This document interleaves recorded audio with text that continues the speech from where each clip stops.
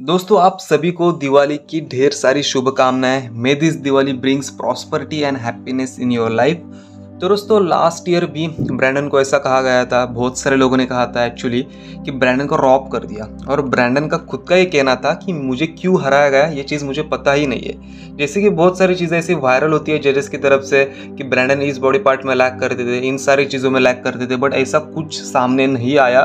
सीधा एरिन को जिताया गया और ब्रैंडन ने हार एक्सेप्ट कर ली थी और इस साल उन्हें कम बैक किया था। और इस साल जब ब्रांड टेरी को विनर अनाउंस किया तभी मैंने डिसाइड करा था कि इस टॉपिक पे वीडियो बनना चाहिए, बिकॉज दोनों बार ब्रैंडन ने अपना पीक हिट करा था, कहीं पे भी अपनी कंडीशन मिस नहीं करी थी, किसी भी बॉडी पार्ट में वो लैक नहीं कर रहे थे, बट फिर भी उनको हार का सामना करना पड़ रहा है। तो मुझे लगा कि ब्रैंडन के ऊपर डेफिनेटली एक वीडियो बनाना चाहिए कि क्यों ब्रैंडन हार गए इस साल के बारे में आप टोटली बात करेंगे। बिकॉज आज भी अगर देखोगे देन वो एस्थेटिक्स, वो प्रोपोर्शन, वो फ्लो ब्रैंडन के पास अच्छा है according to men's physique division. पर रैन टेरी काफी ज्यादा क्लोज है इस साल ब्रैंडन हेंड्रिक्सन के साथ, और इसीलिए उनके मसल्स में भी वो फ्रेशनेस दिखता था। जो नई मसल्स उन्होंने गेन करी है वो फिजिक पे एक अच्छा लुक देती है, फ्लो देती है। आप उनके डेल्ट्स देखो, आर्म्स देखो, ओवरऑल मिड सेक्शन देखो, he was just crispy on stage, he was just freakiest on the stage, and इसीलिए उनको जीत मिली और उनकी जीत के लिए बहुत ज़्यादा सब लोग खुश है। तो चलिए बात करते हैं ब्रैंडन हेंड्रिक्सन वर्सेस रैन टेरी, किसको जीतना चाहिए था और ब्रैंडन क्यों हार गए। सो गाइस 2022 में रैन टेरी की पोजीशन थी 7th और सीधा उन्होंने फर्स्ट नंबर पे जंप करा है। तो ये वाला ट्रांजिशन उन्होंने अपने लाइफ में करा है। लास्ट ईयर भी उनकी फिजिक कुछ खराब नहीं थी, बट जजेस ने उनके पोजिंग में कुछ इशू निकाला था, उनकी पोजिंग उनको पसंद नहीं आई थी और इसलिए उन्होंने उनको टॉप 5 के बाहर रखा था, बल्कि 7th पोजीशन को रखा था। और जजेस ने इस साल न्यूयॉर्क प्रो खेलने के बाद रैन को एक एडवाइस दिया था कि अब आप अपने साइज पे काम कर सकते हो, आप अपने बैक को और ज्यादा वाइड एंड थिक कर सकते हो सो दैट आपको अपर पोजीशंस मिले। बट रैन टेरी ने वो चीजें माइंड में रख के इस तरीके से इंप्रूवमेंट करी कि डायरेक्टली उन्होंने मेंस फिजिक ओलंपिया ही जीत लिया। और अगर फिजिक वाइज कंपैरिजन करोगे देन आप उनके शोल्डर्स, आप उनकी चेस्ट एंड आर्म्स में ओवरऑल बॉडी में साइज गेन किया हुआ नोटिस करोगे।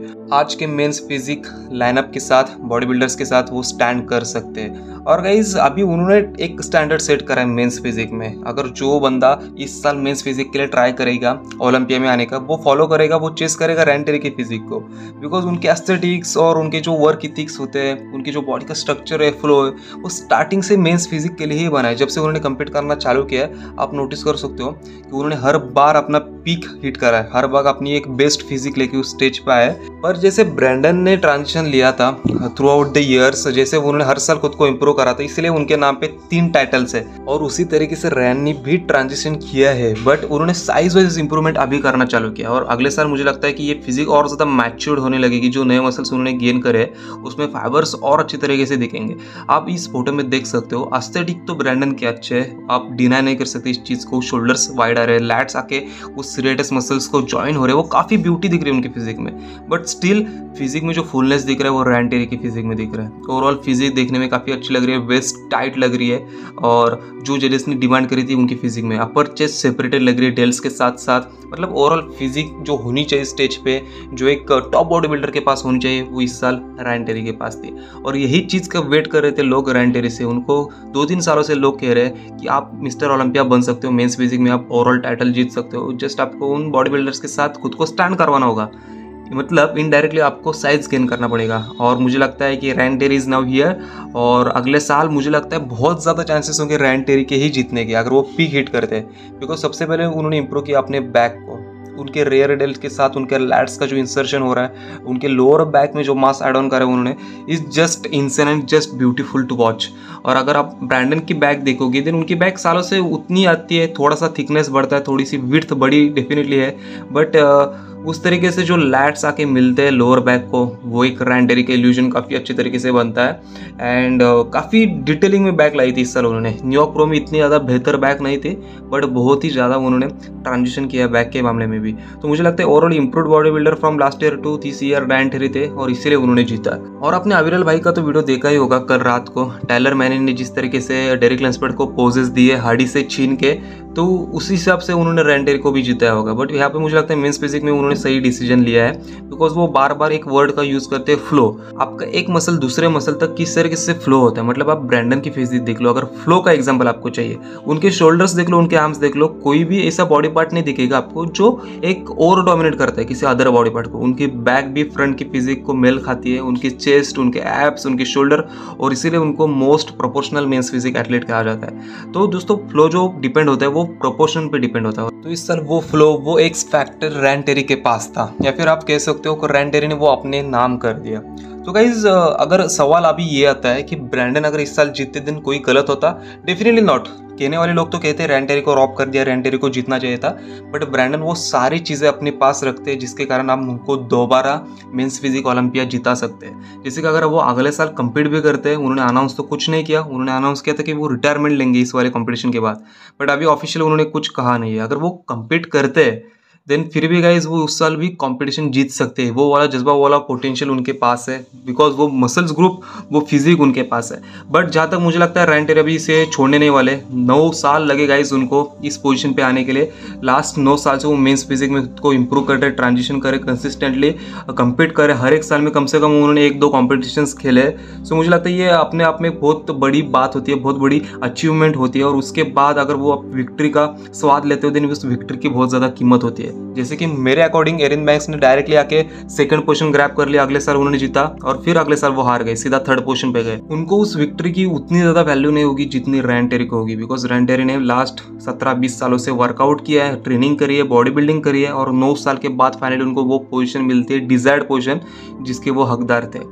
तो मुझे लगता है फिजिक वाइज गाइज रैंडेरी को जो जिताया गया है वो 100% जजेस का सही कॉल था मेरे अकॉर्डिंग, बिकॉज ये हमारा ओपिनियन बेस्ड चैनल है, तो ये मेरा ओपिनियन है, और मेरे अकॉर्डिंग रैंडेरी को ही जीतना चाहिए था।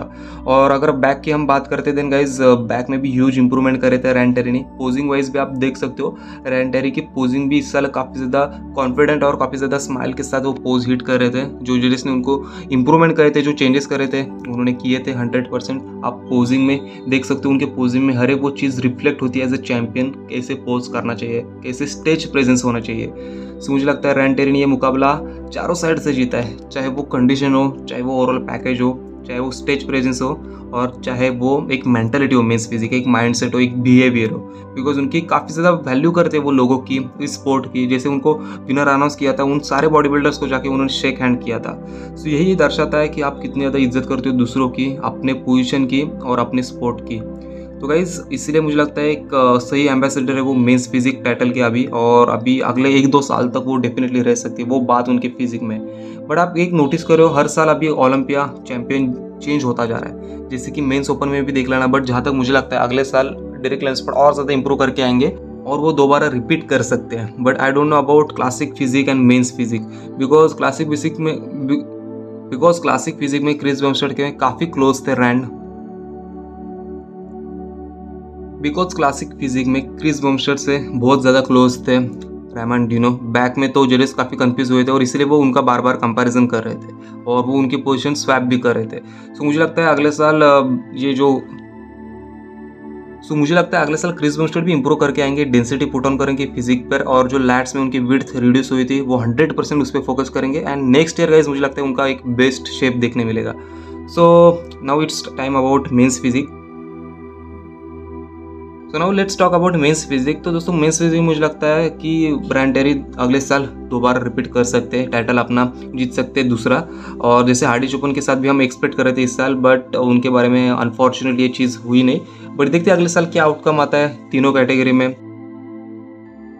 तो दोस्तों अगर इस साल आपने as a real body building fan एक चीज ऑब्जर्व करी होगी, चारों कैटेगरी में जजेस ने एक स्मॉल वेस्ट को प्रायोरिटी दी है मोर देन एस्थेटिक्स। जैसे कि 212 में उन्होंने जीता है क्योन पियर्सन को, मेंस फिजिक में रैन टेरी जिनकी वेस्ट काफी टाइट आती है, one of the best waist in men's physique. उसके बाद उन्होंने डेरिक लैंसफोर्ड को जीता है और हार्डी चुपन, एंड उन्होंने जीता है क्रिस बमस्टेड और रेमंड डिनो। सो दोस्तों एक जजेस का प्रोटोकॉल आपके दिमाग में आया होगा, इन सारे बॉडी बिल्डर्स के भी माइंड में अभी आया होगा कि एक वेस्ट को टाइट रख के चलना थ्रू आउट द ईयर उनकी फर्स्ट प्रायोरिटी है। तो दोस्तों ये आज का कंपैरिजन था, आज की वीडियो थी, and according to me Ryan Terry is clear cut winner and he deserves this win. So आपको क्या लगता है इसके ऊपर, ब्रैंडन के ऊपर, आप डेफिनेटली कमेंट्स में रखना, और अगले साल क्या फ्यूचर रहेगा ब्रैंडन का उसके बारे में भी आप कमेंट्स कर सकते हो। So thank you so much for watching it, see you soon, love you all, stay tuned for the next.